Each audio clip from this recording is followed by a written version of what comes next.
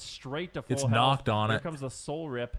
The souls are just Okay, flying Ascension, they out go from Nick. the Nick side has no of wall Cage. now, Back before though. Kidney shot lands. Nick Once Will again, Warlock he's be gonna use that punished for unending- or walling? He doesn't have the unending resolve. He uses the dark pack. Now it's going to be Probably Drake that not. could be in trouble. Has the bark skin. Opting not to use it. Nick could Please don't make me eat my words, bro. Trades out the divine shield to make a trade. Drake's low on health. I'm on fear goat out. I think they're going to be able to survive. I just realized Nick is dark or is orc and not high mountain. Can you be a high mountain warlock? Probably not. Amazing finals, and if Gators back wins this, they are going to eliminate Welcome to the Jung. It is such a close call. Welcome to the Jung, though. They are not making it easy. I mean, eventually they're just going to get triple. Like, they're going to get rotted behind the pillar. Making it happen. Kidney shot onto Zhang Bahai. I mean, Drake just shit on them so hard.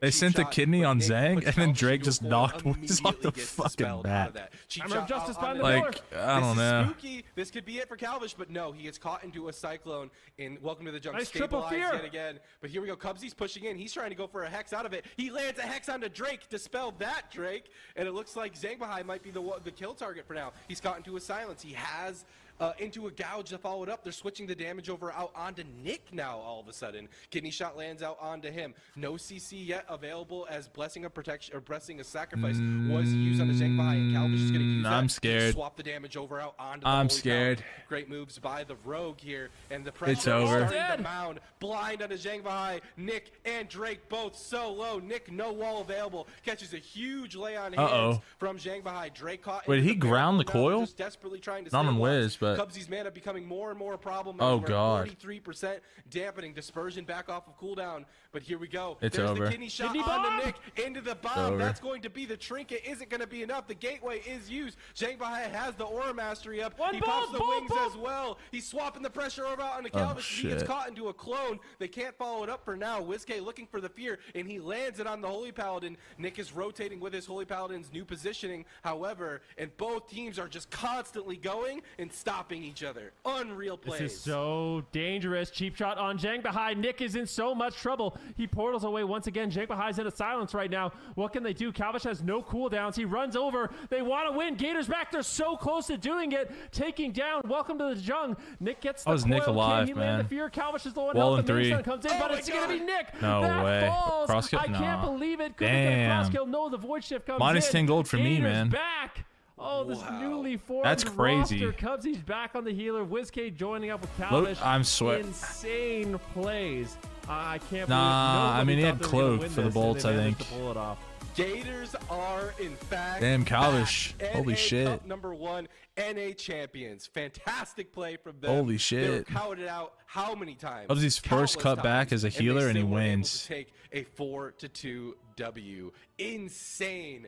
When we saw Nick first come out of the bench, it just seemed like they were unbeatable. Bringing them to Dalaran Sewers, changing up their composition, or changing up their strategy, I should say, is all that Gators crazy. ever needed. They just need to stay calm, stay collected, and switch it up, and they make magic happen. Kinda crazy. Nick was completely fine all game. Look I mean, at that. Wiz on a new roster wins. I mean, I don't know. Resolve were up in 1 That's second. crazy. That's the type of small window Gators were able to find here. I mean, and take home this the is victory. good for the Hats game, off though, to be fair. them. They are indeed back. Somebody finally won a cup besides Drake. There's like a new RPS in town, and they're quite good. I mean, but I will say, welcome to the Jung. I feel like they're gonna practice this comp. Like this is they're gonna invest in this. I swear I don't know if Void Reaver Disc FLP would have just been better, but it seems like it would I have. think they've realized that this is probably a very important matchup for them to win. If they play it just a little bit cleaner, yeah. Because I really feel like Gators back that it's such a good job, even at the beginning of the game, forcing a Divine Shield just basically immediately. Like, I think they were catching Welcome to the Jung off guard. I wholeheartedly agree with that. You can't play Void Weaver in I think RPS? they cleaned it up Really? a little bit. Maybe use a couple more gateways, Zhang Bahai. I mean, I guess it is pretty It would AIDS. really spell a completely I could different see that. outcome. But what? But fantastic with series nonetheless. has he tried it Both with these Destro Lock on teams, his team? Just absolutely seem like powerhouses, and I'm just gonna be watching. Wouldn't the them very Destro Lock just closely eat as we so many progress through the interrupts? season. Ooh, I think we all owe them an apology, including chat, Or? including the coin. My gosh, what an exciting series! What an exciting. You have a way to Feral end and you the have a Lock. weekend I don't as know. well. I don't know. Overall, Like, these games have been there's no way that there's. so exciting. And, I don't know. I Gators kind of don't back. believe that, Ben, but if maybe. you looked at all of the teams from North America from the pool, where did you kind of place this team in your mind? 1 or 2, 2 or 1, I'd say. Like, Yep. yeah, in my mind, they were like I've been watching them practice, and I've seen how they're doing on the ladder every single I mean, day. that's giga impressive, to be honest. In my stream, I just look. All right, well, who is playing what? It's insanely impressive, to be honest. Every single night. That was best while playing at A at the moment, at least best multi-classer. Like, some of the highest rated players in the entire game. So I knew they would do well. And to be fair, we actually all said Gators back would win the first time these two teams met. Yeah. And they didn't. So I mean, we kind of we turned our back on Educated guess for the second. Who could blame you? Yeah, exactly. Void Weaver to this to RPS, like this. maybe, I mean, but what the heck? I don't know. Kind of crazy. Go ahead. I was just gonna say Gators back was a solid second. I'll say it. I didn't have them as first. I thought Calvish would get second. I didn't expect this. I mean, I'm impressed, to be honest. Of a series going into this. That's kind of crazy. We were talking a little bit about like what we thought was gonna go down in this series before it started, and it was we didn't predict this. That's for sure. Yeah. Most definitely. Surpriseful for first. I don't hope know. we get an interview because I wonder if they predicted this. I mean, then you said that they've been putting in the work, so obviously they were aiming to get high. But how high is the question? I mean, it's kind of aiming to get high, but now how high did you want to get? D Machine, do we see Jung make a comeback from the consistency we're used to seeing, or do we think that Gators back is kind of the new king of the town? I think it's going to be close. I think it's going to be a back and forth between these two teams. I think a couple more reps with Nick on that Destro Warlock, and we could see a very different series. But think about the amount of mind games that we saw, not only from the beginning of the series, but the series that they had in the upper bracket finals, right? Like the Rhett Hunter mind games into the jungle. It just seems like these guys are just trying to figure each other out, trying to figure out what the final boss composition is for either side. And I think they found it with these two. Yeah, definitely. It's not often that you see Welcome to the Jung like being forced to switch off of a composition.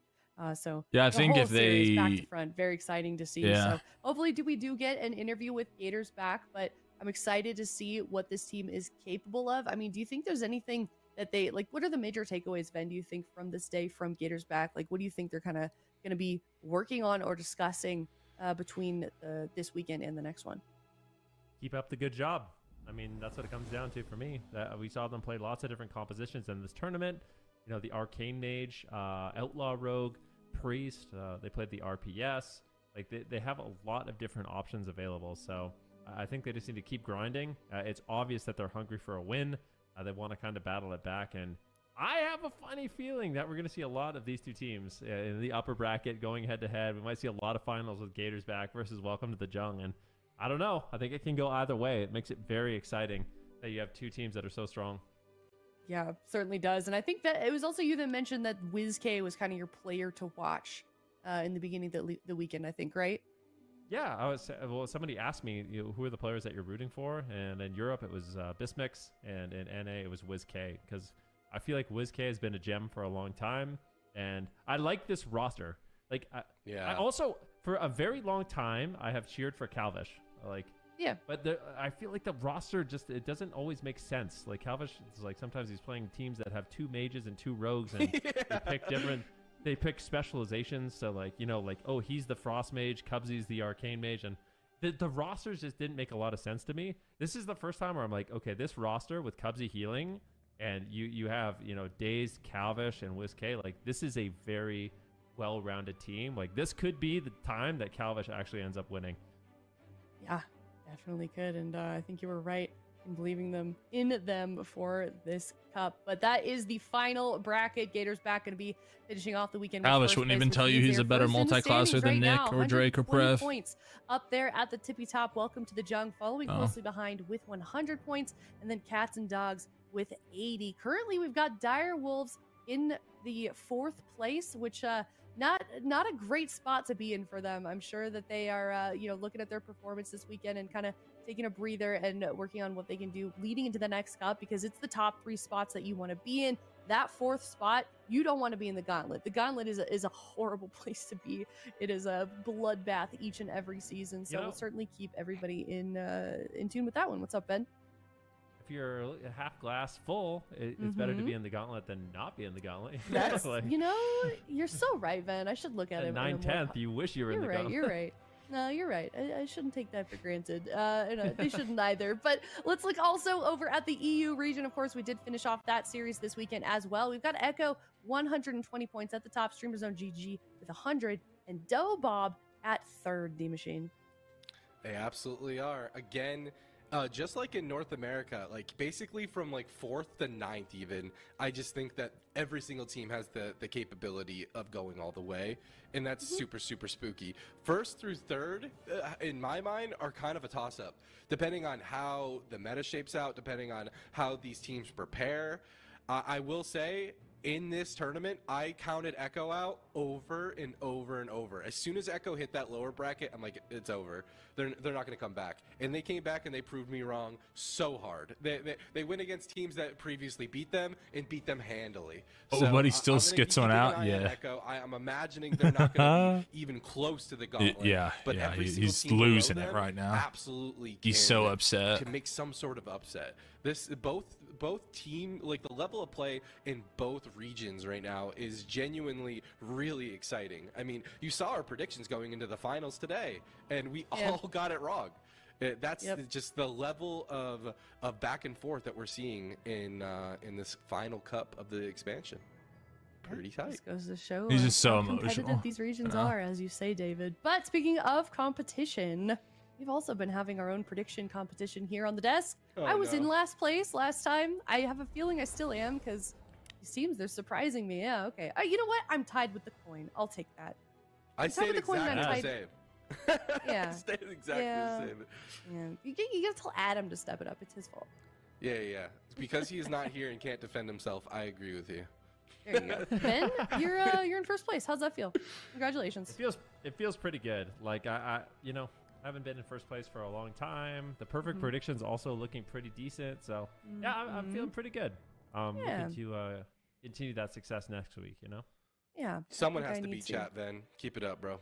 Thank you, yeah, man. they're following closely behind. As long as one of us is beating chat. I just want to beat the coin at this point. My bar is low. Just set goals for yourself and achieve it. What can I say? Man, it's like when I go with my heart, I'm wrong. When I'm like trying to go with my brain, something like this happens, and it's just I need to figure out my timing. But unfortunately, we are not going to get an interview, which is definitely sad. I had a lot of questions for this team, so maybe they'll win next cup and we can get an interview. Nobody on the team wants to interview. Make sure you give them some love on social media too. And they're so the entire nonchalant. team of What the Gators fuck? back. Yeah, absolutely. As well as Echo, of course, for winning our EU Cup. But thank you everyone so much for watching this weekend. That is not the end of the action. We've got more coming up for you next weekend, starting on Friday at 10 a.m. Pacific, 7 p.m. CEST, twitch.tv/Warcraft. We are also on YouTube, and make sure you're following us on Twitter at WoW Esports for all of the updates. Thank you guys so much, and we'll see you next weekend. Bye. Hitter's back.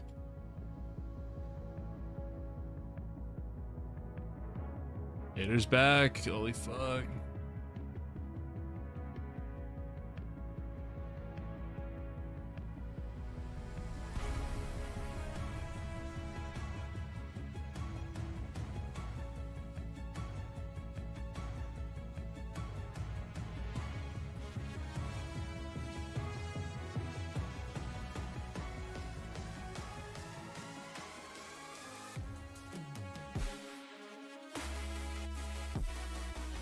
Yeah, he named it after an alligator, an aggressive animal, and then won. Crazy.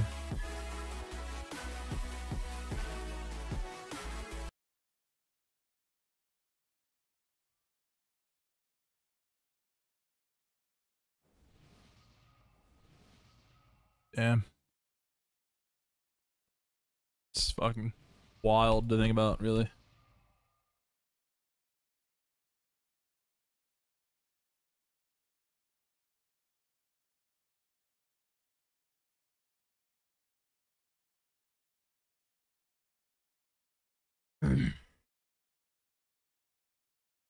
Retail 2s? Fuck that.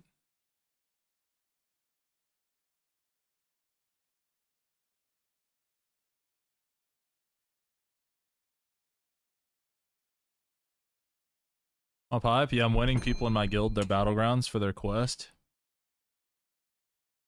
So and getting gold for it.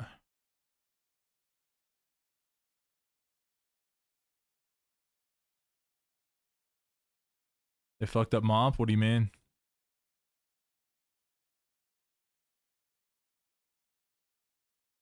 Key o'clock, is it?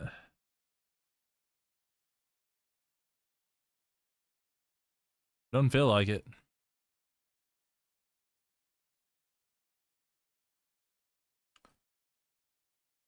You're actually doing keys? Jesus, bro. Now. About time for me to turn my stream off soon.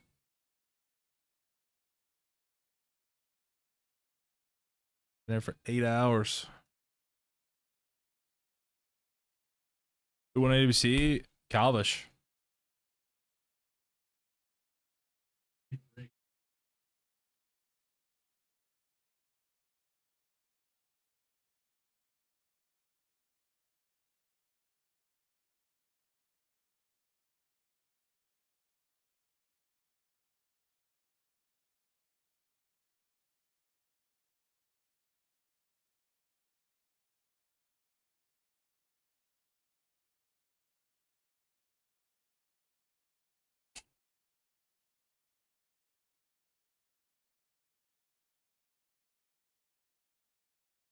Some Mob 2s and XR sent off the weekend. I'll probably finish doing this and then go make food.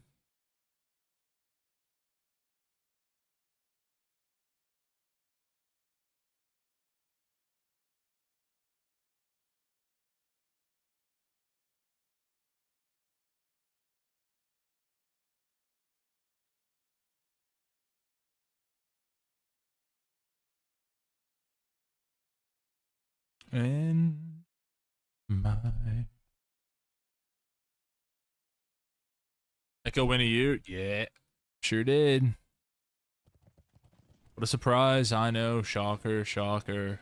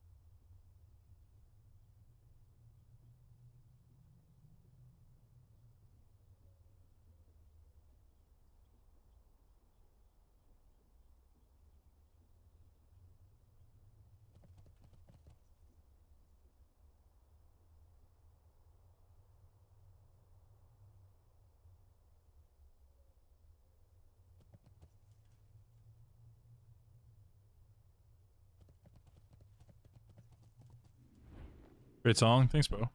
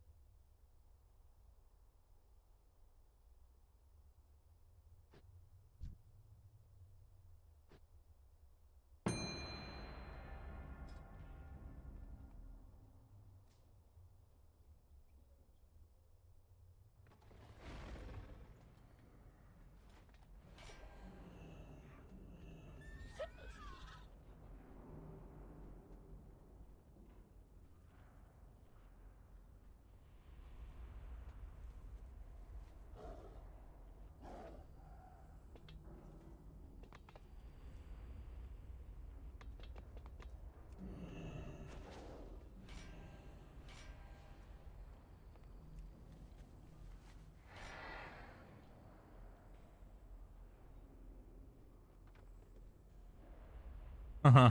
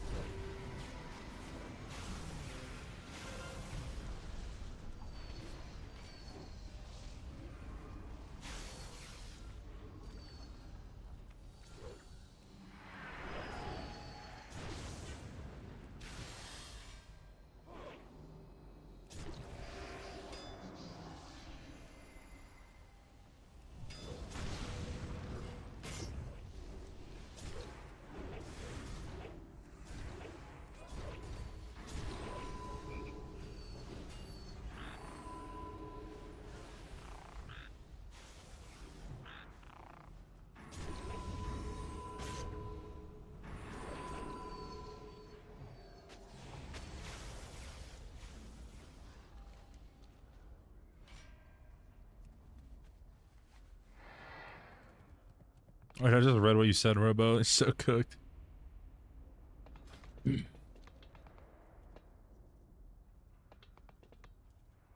Go to Crowns.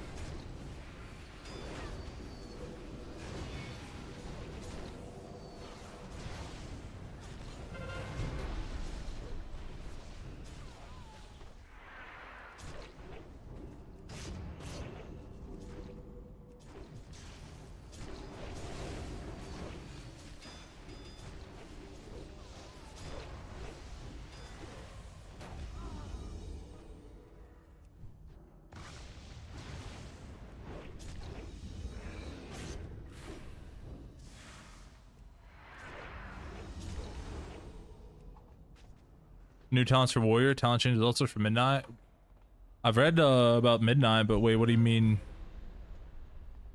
The Apex talents, or do you just mean only the Midnight changes? Because I read the Midnight changes. Or what? Or are there more shit? Like, are there more things?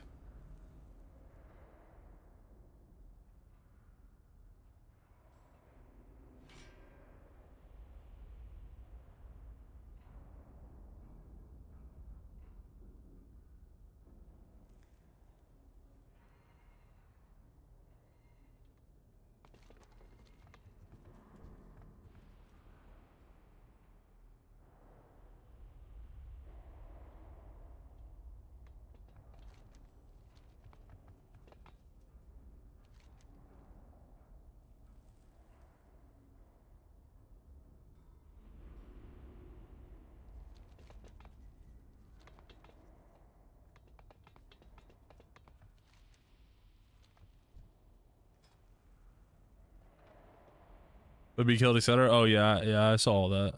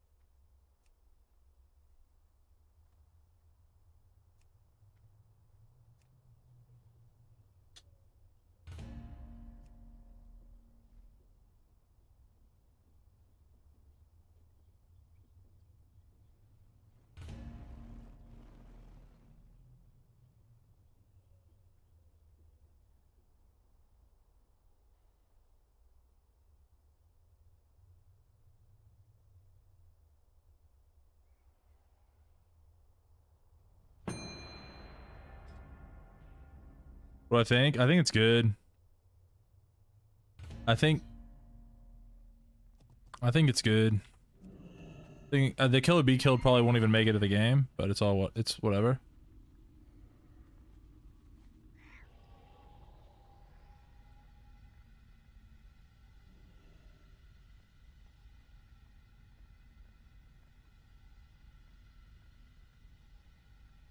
I think it's fine. The pacing of the game will be completely different.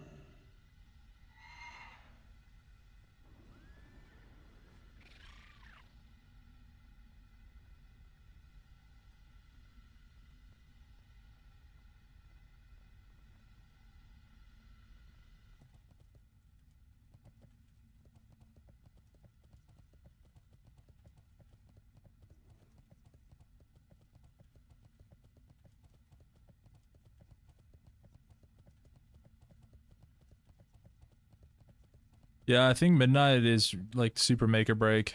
So.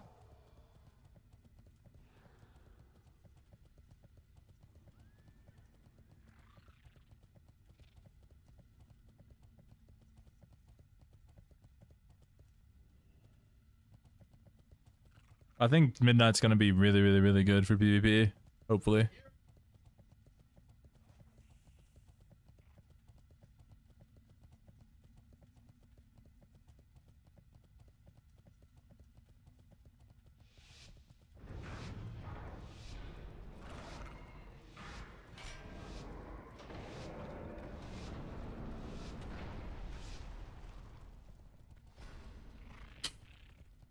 Yeah, Battlefield seems kind of fun. I think it's just a mop angle for me for a bit.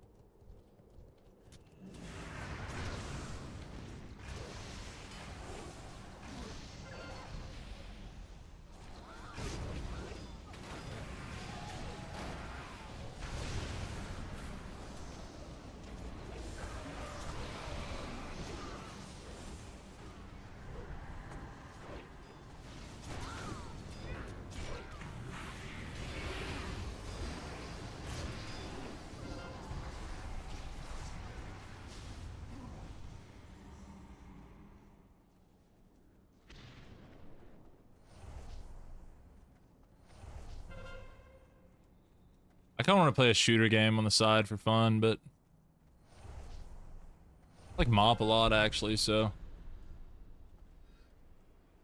hard to.